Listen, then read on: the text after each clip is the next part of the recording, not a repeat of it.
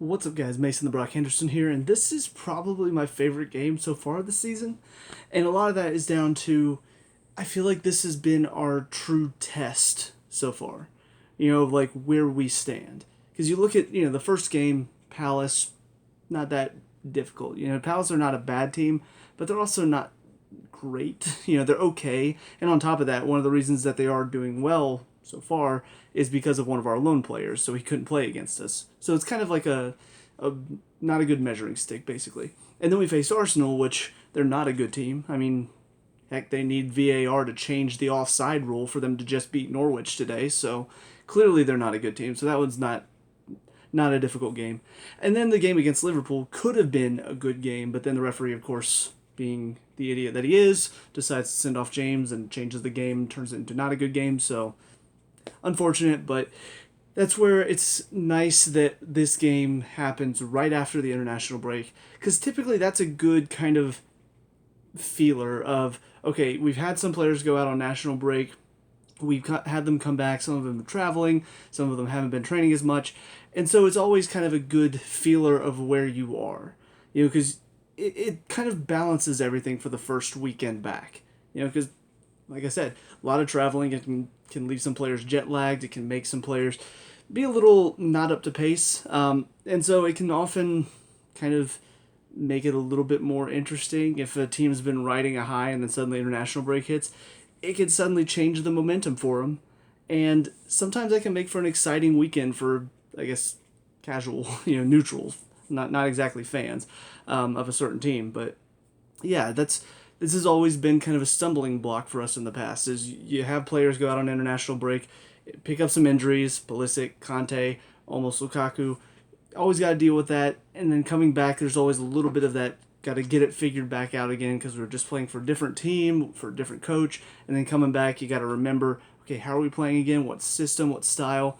So it was good to see that even though we did have our issues in the game, it was still good. It was still a good performance overall and a good win on top of that.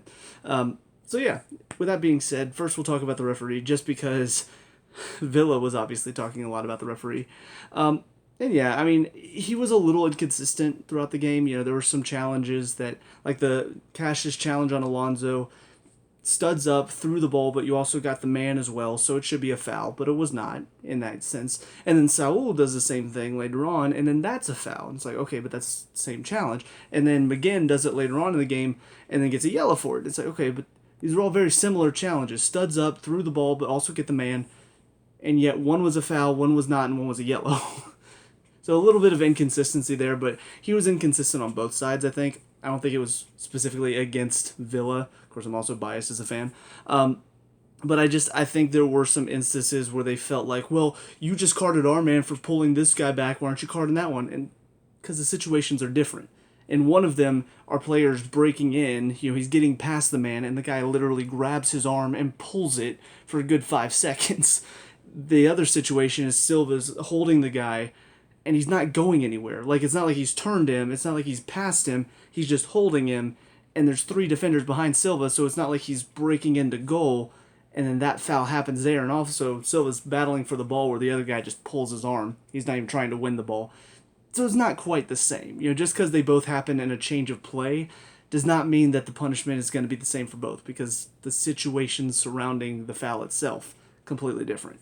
So I just think it's one of those situations where, because you're losing, because you're heated, you just went into a challenge, you get really frustrated, and even though the calls have kind of been very similar on both sides, you start to feel a little aggrieved. You start to feel like, oh, this referee's just not giving us anything, when in reality, it's not as bad as you're actually making it out, which I'm sure has happened to me several times in the past. It's fine. We're not going to talk about it.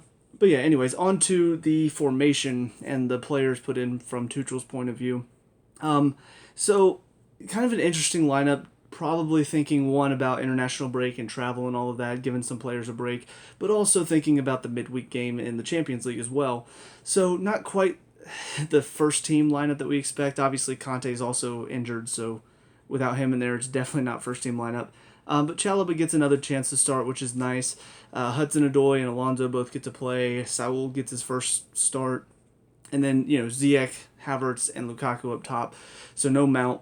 Not a bad lineup. I do think one thing that kind of hurt us in the first half is there was a bit of a disjointed feeling between the middle two and the front three. And now part of that, and I'll talk about it a bit later, is Saul. But the other part of it, I do think, is Havertz and Ziyech are both kind of similar in the way they attack, and that is they stay forward and they like to get in behind. And Lukaku obviously is kind of a target man. You put it up there for him, and he can hold it up. But we were never really having that option because we could never really get past the midfield. And part of that is nobody's checking in, nobody's making a run that's causing one of the defenders or one of the midfielders to have to watch them because everybody's staying high. And that's kind of what you get when you have both Havertz and Ziyech up front. If Werner's in there, then he's making runs that's pulling defenders. But nobody of those three are really the run makers that are opening up spaces for the players around them. Werner and Mount do that very well. So I feel like without them, it does sort of make it a bit more difficult to play, especially when you've got a team like Villa who are going to press you high. It doesn't give you a whole lot of time to make decisions, so if the players in front of you are not making runs and they're not opening up space for you to make a pass, then it's hard to get anything done, and then suddenly you're put under pressure, suddenly you got to play it backwards or you lose the ball, and that's kind of how the first half went. And again, there's another thing to that, and I'll talk about when I talk about individuals, but I do think Tuchel needs to look at that and see, okay, player-wise, we've got good options up top, but maybe don't play, three of the similar types of players up top together, because then it leads to a bit of we can't get the ball forward because we're stuck playing it around in our back line because nobody's making runs for us. And then the subs. I do think the subs were fine. Saul comes off at halftime, good decision. And then Jorginho comes on to bring a bit more consistency with the passing in the midfield. Then Azpilicueta on for Havertz, which pushes Hudson-Odoi forward. It brings a bit more defensive stability. And then Werner on for Hudson-Odoi. So now you've got two strikers. One's a target man. One's making the runs off of him. And, it was a good change of momentum because Hudson-Odoi was playing well at the time. He definitely was making some good runs, but I feel like Werner makes those striker runs that draws defenders to him. Whereas Hudson-Odoi, he's not a striker. So the runs that he makes, they're not exactly the most dangerous sometimes. So I feel like Werner making those runs really helped Lukaku as far as like opening up space for him to be in more of a one-on-one situation. Because I think, Lukaku is a good target man, but if you put two defenders on him, it's going to be a bit more difficult for him to receive under pressure. Whereas with Werner on the field, now one of those defenders is drawn to him. Now Lukaku has a bit more time to take a touch, hold up the one guy that's pressuring him, and then make a decision. So it definitely helped kind of keep things going a bit more forward. And also at the time, Villa were starting to lose gas. So that was also working in our favor. But anyways, on to individuals. First of all, Mendy. He's not going to get man of the match because Lukaku scored 2. And Kovacic assisted 1, scored 1, and was also just constantly working so hard. But Mendy deserves to be in the shout. I mean, I didn't actually look to see if he was one of the 4 choices for man of the match. He probably is. I'm going to go check that just to be sure. But, I mean, his performance is one of those where keepers do deserve to be in the shout for man of the match. Because that's just what it is. It's one of those performances that keeps a team in the game. It's the De Gea performances that kept Man U from being, a Europa League side all those years ago, back before, things took a turn for the worse, before like Van Gaal and all that. But it's such a good feeling to have a keeper back there. And I know I've talked about it before, between Kepa, I cannot find the stinking thing. Where is it? They didn't even put it. Okay, Chelsea Twitter person. Come on. Anyways, but it's a good performance, and it's good to feel like we can trust the keeper in goal. Because I still remember when Mendy first came in, all I could think was, I don't know anything about him, but I hope he's better than Kepa. I hope he provides us a bit more safety and a bit more of a comfortable feeling than Kepa does. Because whenever Kepa's in, I don't feel comfortable. I feel like any shot that comes in, I'm always going to be worried that he's not going to move to it and he's going to let it go past him. Whereas Mendy, very rarely does he just not move and let it go past him. It's happened a couple times, but it's very, very rare. And even when it is going past him, he's making an effort. He's getting a touch to it, and it's just maybe barely squeaking past him. But I mean, you look at the performance today. He's making fantastic save after fantastic save, and he's keeping us in the game because Villa were running us to death. They were putting us under so much pressure. They were constantly creating opportunities. They were constantly putting pressure on our back line, and Mendy's just there, and Mendy's just ready to make the save. Mendy's ready to bail us out when we need him to, and that's something that I don't think we've had since Czech left. And I don't think Courtois was really that type of keeper, honestly. He's a good keeper, but he's not the type that's going to bail you out of a lot of situations. His strong point was you never had to worry about crosses or corners or free kicks from wide. Like, that was something he brought that Czech didn't bring. But as far as shot stopping, I don't think he had that element to his game like Czech did. I think Mendy has that. And, people have talked about Czech's the one that brought him in. I think we see why now, because Czech saw that he has this ability to really bail us out of a bad situation. And I love having that in a keeper. So, fantastic performance. If not for the fact that Lukaku and Kovacic really showed out today, I think Mendy deserved man of the match. But I think, based on the other side of things, they'll probably get it. But back three, bit of a makeshift back three because Chalobah obviously has played before, but he played with Christensen and Rudiger. Silva stepping in for his first start of the season. And of course, after the whole debacle of what happened with the Brazil FA and all that. So, was kind of interested to see what was going to happen for today because up until like 2 days ago, Silva wasn't going to play. So I guess maybe they just trained with the idea that he will play. But, I mean, based on his performance, he looks like he's ready for the season again. And that's fantastic to see because he wasn't really getting any starts and it was kind of a worry of like, okay, is he maybe moving him out of the team a bit more? Maybe he's not quite up to the pace anymore. But, I mean, today, just, again, always in the right place, always making the good challenges, always reading the situations well. I mean, made a literal save because Watkins had taken it past Mendy, and just him. It's just Silva in the way. And he manages not only to block the shot, but also do it without using his hands, which, maybe James should take some notes.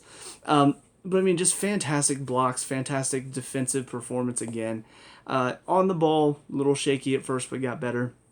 But, yeah, this is the defender that I feel like has sort of ushered in this Tuchel era, of being a solid defensive team because Silva brings that sort of mindset of we're going to read the situation, we're going to deal with it before it becomes too dangerous. But even if it does become dangerous, still throwing your body on the line, and it's very John Terry-esque, so love to see it. Chalobah, another good performance from him. His passing was a little shaky in the first half, but got better as the game went on. But, I mean, he's just showing that he's a solid defender, standing up against Ollie Watkins, who is he actually hasn't started this season too well for Villa, but I mean, he's still a good striker. He's still very good at what he does, taking on defenders and finding good shots out of not a whole lot. And I thought Chalobah played him well, stood him up well, blocked some decent chances from him, and just kept him out of the game for a lot of it. So, yeah, don't really know if Chalobah is going to feature a lot for the first team this year, but based on his early season performances, I think he's got a good chance to, especially, with the fact that Azpilicueta's playing a bit more of a wing-back role in Tuchel's system. And then we've sold Zuma, Christensen kind of in and out of the team here and there. Rudiger, kind of a mainstay, so I don't think Rudiger's going to be leaving. But Chalobah's really putting in a good, I guess, bid for saying, hey, coach, I can play here, and I can do the job well, and I can keep things safe and sound on the right side. So, yeah, good to see. Love to see our youngsters step into the first team like this. It's always a good feeling. And then Rudiger on the left side, a couple of crazy moments again. I feel like I always say the same thing about Rudiger. Like, good performance, couple of worrying, crazy moments here and there, got into an argument with somebody because he flopped. But all in all, he's still a good defender, still does his job, still keeps everything clean on our left side. So yeah, all in all, good performance. And then the wingbacks, Hudson-Odoi, not his best performance out on the right. And I think a lot of that is not really down to him. It's more down to Villa made sure to set up for the wingbacks because neither of them really were able to get into the game that early on. They slowly started to grow into it a bit more. But I thought this was a difficult game for Hudson-Odoi, because he is pretty much being marked all the time, which means he doesn't have a whole lot of space on the wing to run. And I think that's when he's at his best, is when he's out there wide, he gets the ball, and then he has time to take a touch and then take on the defender one-on-one. Today, anytime we got it out there to him, instantly closed down. He doesn't really have time and space to do much with it, and I think that kind of hurt him today. But he still worked hard. I still enjoyed seeing him put some good put some good runs in, put some good, I guess, dangerous attacking plays in. He worked hard. He didn't let his head drop, even though he wasn't having the best game. And then they moved him up top, and would like to see him be a bit more clinical in the final third, but still, he's working hard, and that's something that I feel like he needs to do more of if he wants to see more first team time, because I think he can. It's just a mentality, I think, that he's got to grow into. And then Alonso, got the captain's armband today, which kind of interesting seeing, that Silva was also on the field. And even when Espilicueta came on later, didn't take the armband from him. So I guess he's kind of stepping into a leader role. He's keeping Chilwell off the field, which, I mean, I don't know why, but we also haven't seen Chilwell perform this season. So I don't know if there's a reason for it. But okay performance from him today. Not the best. He still has those holes in his game. He, like I said, wing backs were being very closely marked, so he didn't have a whole lot of time to play, which hindered him. But he still did okay. Defended well sometimes, which I'm not used to seeing that happen, but he did throughout the game. He put in some good tackles, had some good interceptions. He's got height, which helps us, on set pieces, attacking and defending, although that is something I wanted to bring up earlier on. Set pieces today were not our friend. We had a couple decent attacking ones, but defensively, I mean, those were Aston Villa's best chances were set pieces. Whether it was crosses from corners or crosses from free kicks or crosses from throw-ins, anytime it was a set piece, nearly led to a chance every single time. And just like, we've got to improve on that, because that's not good enough. But yeah, I mean, Alonso, his performance today was not the best, but also good enough for me to go, okay, I'm glad he's in the team. And that's not always how I feel about Alonso. Sometimes I'm feeling like he's trying to do too much in the middle of the field. Sometimes I feel like he's not giving us enough width. Sometimes I feel like he's getting caught up the field too much. But I thought today he did his job as a left wing back good enough. And yeah, for Alonso, in my opinion, that's good. Because he's not always had the best performances. In the middle of the field, Kovacic, like I've already said, good performance from him today. Did get caught high a few times, but I kind of almost feel like that's what he was supposed to do, because he kept doing it throughout the game. He kept pushing further up the field and then not getting back as quickly. In that case, I feel like that's Tuchel. You got to make a better decision for him there, because we needed Kovacic to be a bit deeper, because they were running through our midfield. And the fact that we kept pushing Kovacic so high up the field meant we didn't really have a whole lot in our midfield. So I just feel like positioning should have been a bit better. And again, whether that's him getting out of position or whether that's Tuchel not putting him in the right position, not giving them proper instructions, I don't know. But the midfield is where we really hurt today. And unfortunately, the other side of that is Saul. And he could get better, he could improve. But yeah, for his first game, it looked like a bad Jorginho performance. And if you know how I feel about Jorginho, that's bad. I mean, giveaways that lead to chances for the other team, too slow walking on the ball, bad passes. This is what I think of when people say Jorginho. These are the performances that come to mind, the one that Saul turned in today, because these are the ones that are more memorable to me. Jorginho, when he puts in a good performance, you don't really remember it, because he's just kind of doing his job well. He's keeping things moving, distributing well, making good interceptions. Not that memorable, but he's doing his job well, and that's why a lot of people rate him highly. But when he has a bad performance, it's a bad performance, and you remember it. Because you remember the giveaways, you remember the time that he got Silva sent off, you remember the time that he gave Arsenal a goal out of nothing. Because he just has those games where he cannot connect a pass, and he cannot do anything because teams are pressing him. And that was Saul today. Like, this was not a good debut. Because just constantly giving the ball away. I mean, how many times did he have options and he just tried to dribble out of pressure and it's so slow and he's not releasing it even though he's under high pressure. So it's something he's gonna have to learn because I think he can do it. I mean, he's young. I think he's got the ability, but I think the Premier League it's different than La Liga. We pretty much everybody knows this, and you have to adjust to it. And I don't think he came prepared for just how much pressure Villa was going to put on him. So it's something he's going to have to improve on because we need him to get better. With Conte out for who knows how long, and Conte's honestly over the past couple of years dealt with some injury issues, and he's not fully recovered often. So we need another midfielder to step in and be effective. Because Jorginho is very inconsistent. Kovacic is good, but he's not like a world beater. He's not going to dominate the midfield like Conte does. So we need somebody to step into that Conte role, and right now nobody's really taking that. Nobody's showing me that, yes, I can play like I'm two players, which is what Conte does. And if that's the case, we might need to change the system to add another midfielder in there because we need some more help, clearly. But yeah, so that's my Saul rant. Hopefully he gets better. Hopefully this was just a introduction to the Premier League type of game and he'll improve, but we'll see. Ziyech, decent performance from him today. My issue with him is more just, again, the final product needs to improve. I get that he's the type of player that he occasionally will do something fantastic. A great cross, a great shot, leads to a goal I would probably say 25% of the time when he's on the ball. But when it's not, it's creating opportunities for the other team because we've given them so much possession. We get possession, and then suddenly he gets to Ziyech and he wastes our possession with a shot out of nowhere or a cross that leads to nothing. And you got to improve on those numbers. You got to create more chances when you have the ball as much as he does because we need that more. We need more possession. We need more of a finishing, more clinical nature in the final third. And I think a lot of that comes down to players like him because he's very clever and his left foot, when he puts a whip on a ball, I mean, it's dangerous. We've seen it several times how dangerous his crosses can be. It just doesn't happen enough.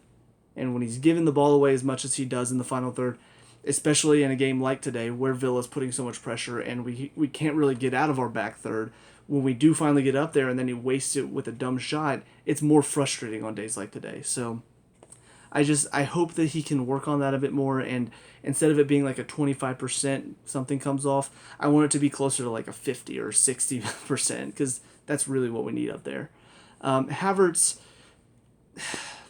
I don't really remember much from Havertz today.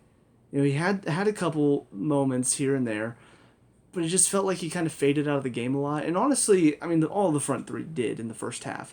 But I think Havertz, I don't know, I didn't really remember him improving in the second half. He was still there. He was still making runs. It's not like he was walking around, but I just don't think he was very effective today. And I don't know how much of that is just good pressure on him, good marking on him. But I feel like he's the type of player that should be able to work himself out of that pressure, should be able to either shake off the pressure or check for a run to draw the player with him, which then will open up space for somebody else. But he was just kind of standing, waiting sometimes for the game to come to him. And then when it did, he wasn't quite fast enough against some of these Villa players. And so it didn't really help him. So I don't know. I think he has more in his locker than what we saw today. So should expect to see more. And then Lukaku, obviously the 2 goals is fantastic. But there was a part of the first half, even some parts of the second half, where it kind of felt like he was fading out of the game a bit. What I will say is, as long as he's putting in the goals, that fading out part, it's okay. I don't mind it as much. In fact, I remember with Costa, it was kind of the same thing with Joseph Martinez at Atlanta United, kind of feel the same way. There were some times that they would fade out of games. You wouldn't really notice them for a little bit. Costa, not as much, because obviously he was always just embroiled in something, even if he wasn't scoring. But especially Martinez, there are some games back when we were good that I remember he would just sort of disappear from the game. And I'm just like, God, Martinez hasn't done anything today. And then suddenly, for the next 30 minutes, he's just creating chances. He's scoring a couple. And that's what I think Lukaku can be as well. He's a player that might get marked out of the game a little bit. But as the game goes on, the more he puts challenges on him, the more players make runs that open up space for him. eventually that chance will come, and he's showed today he's a finisher. He had, I think those two chances were his only two chances of the game, and he put them both away very well. So, yeah, I love having a striker that has that type of confidence to take on a defender and just really put the defense under pressure. So, good to see. As far as the subs that came on, Jorginho came on kind of, I guess, settled down the midfield a little bit because, again, Saul was playing so slow. It was easy for Villa to put us under pressure. Jorginho sort of learned how to play under that pressure a bit better, to where he can keep the ball moving, which then kind of wears out the other team because they're putting so much pressure. Now they're chasing because we're moving the ball around so well. So, yeah, overall it was good from him. Nothing spectacular, but it was good to have a settling presence in the midfield. Azpilicueta came on and worked hard. Great assist for the third goal. But just he's always a consistent performer. He's always a player that just I love having him out there. I love having a player that is so good defensively that you don't really have to worry about much whenever it's a one-on-one with him because he reads the play so well. Unless he's beat in behind, there's very little chance of him getting beat. So he's a little bit more further forward this season because he's a wingback, but he's still helping out the defense. He's still giving us a bit more defensive assurity. Is that what I'm saying? Defensive assurity. Assurance is the word I'm looking for. This is what happens when you only get like 4 hours of sleep. And then the last sub was Werner came on for Hudson-Odoi, and just again, kind of the two strikers allowed them to make some runs off of each other. Werner, always a hard worker, always puts in a good performance, even if he doesn't score, in my opinion. So good to see him get out there and get a little bit of time, especially playing alongside Lukaku, because I feel like that's something that we might see a little bit as the season goes along, is Lukaku being the target man, but then Werner making runs that draws defenders around, and now all of a sudden the space is opened up for Lukaku, and he can finish. So, yeah, love to see that we have two strikers that can work well together, hopefully. But anyways, with that being said, that's about it for this game. So let me know what you guys think down in the comment section below. What were your thoughts on this game? Let me know. We can talk about and discuss all the good stuff. Leave a like and subscribe for future Chelsea reviews, and I'll see you guys in the next one. Peace out.